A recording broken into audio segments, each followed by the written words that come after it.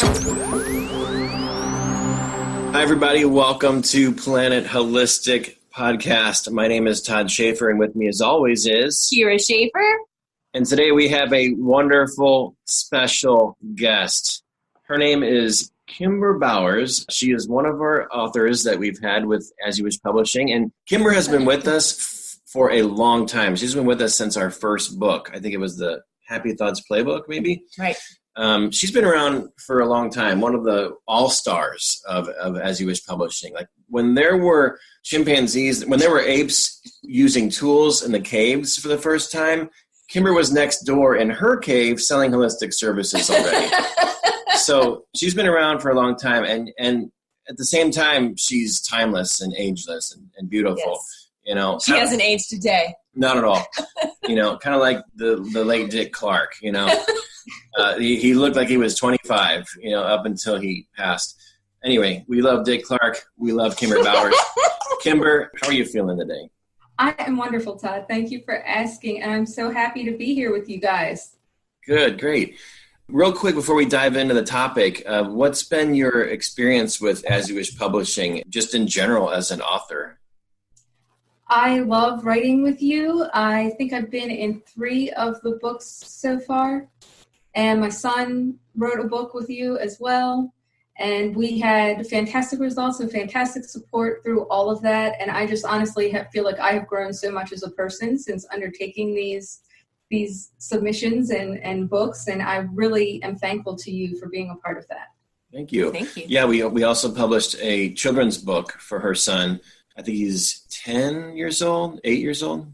He just turned 11, so yeah, he was 10 when you published it. Yeah, it's called Flame and Sparkles. I think it's available on Amazon, and it's actually a very cool book. Yeah, it's a great book. Great illustrations and a really great story, and I think Isaac I'm sure he had some help with this, but he had like a bigger following on Facebook to promote his book than any author I'd ever seen. Yeah. Just incredible. I mean, who can't get behind a young kid publishing a book for the first time? I mean, that's more than most adults have accomplished. Right. So that was really cool to be a part of that experience with him. Moving on. She did the illustrations. Is that right? Yeah. She's an artist. Kimber did the illustrations for that book. Well, no wonder it was so amazing. That's right. Yeah, very cool. So let's dive into the topic today. Kimber's going to talk to us today about building confidence. So let's talk about that. Kimber, what do you have to share with us about how authors can build confidence? One, I think really honing in on your message, which is not really just knowing what that particular book wants to say, but how that book fits in with your overall outlook on life and your values and what it's going to bring to other people when they get to read it. It's really an extensive thing. Every book creates this big ripple that affects so many different people in so many different ways. So sometimes we kind of get lost in the experience of what it's doing for us, because I know that as writers, we're getting our own emotions out there and getting our own kind of impact from it. But when we remember the bigger impact that can really have on the world, sharing that, making that connection and helping people feel less alone in their own journey, I think is really the key to solidifying your message and seeing what you want to bring. And then you can more easily relate that to others and build your own confidence in it. Yeah. So focusing and honing in on your own message. That's what you're saying? Yes. Yeah. Getting zeroed in on it, knowing what you want to say, getting clear about it, and then extrapolating it for other people to digest. So now you've worked with clients as a hypnotist and a coach over the years. So you know how to help people with their confidence, their personal well-being from a bunch of different angles. This is a new angle you're looking at, but this is something that you've done for years now.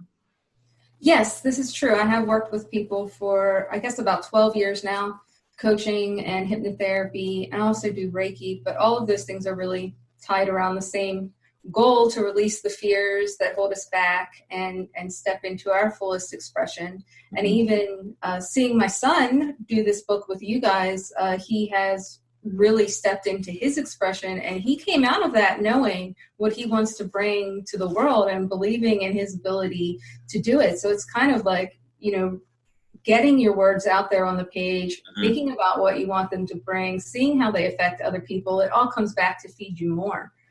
I really think it's a beautiful circle, and I look forward to helping more people step into that. Yeah, I really like that. And that brings up a good point, and that is, especially for new authors who haven't written anything before, and that is just write and get it out there. I mean, we're not going to go into how to write articles per se, but get it out there and just do it, right? Whatever it takes, just do it, because you'll find that your writing actually evolves as you're writing.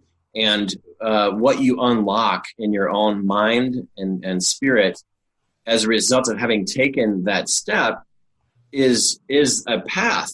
A path comes from that. Like for her son, confidence came up and clarity came up, and purpose and some mission evolved from that. And that is something that doesn't always come when you hadn't taken any kind of step. When you do take a step into creativity and do something big or small, then more energy comes behind you and kind of supports you to move forward with more clarity and purpose. And hey, I did it once. Now I have more confidence to take the next step. And I think I'd like to do this next. Those types of things don't show up if you hadn't let yourself take any kind of step, right? And exactly. I love how you described that. And that's honestly what participating in your books has done for me and my son Isaac as well. He did 2 smaller submissions, and then he did his own storybook. And I did smaller submissions with you, and now I have 3 books finished. I'm hoping to publish 2 of them this year, maybe save the 3rd for next. I don't know how many I can fit in, but one's in editing. The first one's in editing right now. Yeah. So that's a huge thing. That's something I wanted to do all my life, but I wasn't taking the steps to build that for myself. So being willing to take those steps is really the key to moving forward with it. Mm-hmm.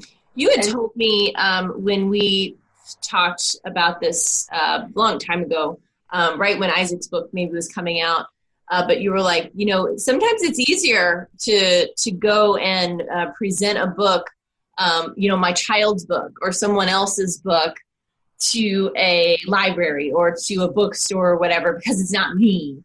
So, I'm not being, I'm saying this is what you said, I'm not being braggadocious of myself. Like, hey, you need to have this book in the store. It's like, no, this is my child's book. You need this book in your store. So it's like a different mindset.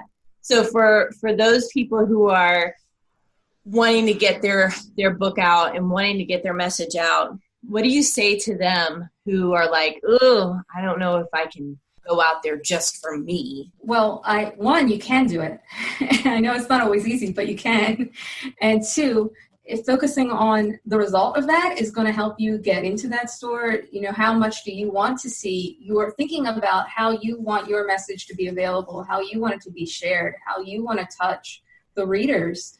That is a big thing to help you get over the hurdles of stepping into the store. Also, I find that when I've already been thinking about what stores I'm going to approach with my book once it's finished. So I've already looked at the stores that are local to me and asked what fits my message into those stores, like which ones are the best fit for me to ask. So those are the ones I'm going to ask first. Not that I'm not going to ask the ones that seem harder, but I'm going to start with the easier ones first, right? Yeah, get some good wins under your belt. Right? Yeah. So that's the small step idea, is that if I see a book that already has messages of that sort that they're selling, or for Isaac's book even, we did that too, that had a big children's section, that kind of thing, then that's easier to kind of walk in and say, well, my book fits in here with your vibe because of this. Look at the store and what they're trying to present, because that gives you an idea of where to start. Yeah, get the small wins under your belt first. That'll put some wind in your sails and confidence, and then you can take those bigger steps after you get that initial confidence, for sure. And then also make sure that it fits. Yeah, fits with their right. Yeah, think about the message that these bookstores and these other places are wanting to portray, and how you fit into their message with your message. Yeah. Which, honestly, I'm sorry, but I just want to say, don't let that stop you either, because I think that your message can fit anywhere. it's not necessarily about figuring out where it fits. It's about figuring out how to present it so that they can see how it fits, right? Nice. I like that. You consider that and you look at it and you present it from a different angle. Beautiful. Another thing to do there too is making sure you have a list of categories that the book did well in when you did get it a bestseller on Amazon or something like that. Make sure you take that list of categories with you too to say, oh, it did really well in grief and loss, or it did really well in depression, or it did really well in self-help. Then that way they know where to put it in their store. Yeah, that's taking a lot of that guesswork out from bookstores is really good. That's a great shoe-in for sure. Yeah, just say, here are my best-selling categories. I'm ranked number 1 in these categories. You can put it on your self-help shelf or whatever. Yeah. Good. Fantastic. Okay. Well, we're winding down. Anything else you wanted to say before we ask how people can contact you? I just want to say that I think everyone has a message, whether you're sharing it through written word or any other kind of creative thing you're doing in your life.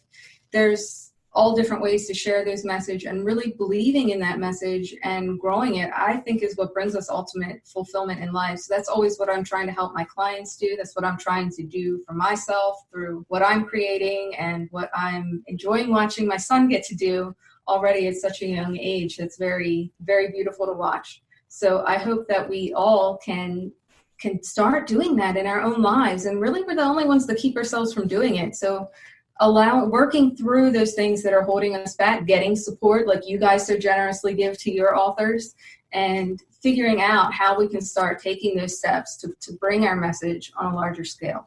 I really like that. That sounds like it could even be the next steps in our business.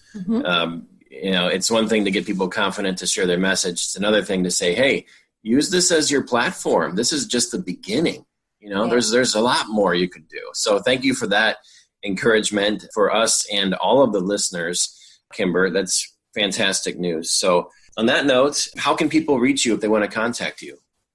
You can reach me by email at lovinglighthw@gmail.com, or the website is lovinglighthw.com. Either way, you can reach me there, and I am doing my best to help a few people right now in the process of helping them to hone in on their message so that they can relate it and get their book into stores once it's written. So I look forward to helping other people with that as well. Okay, perfect.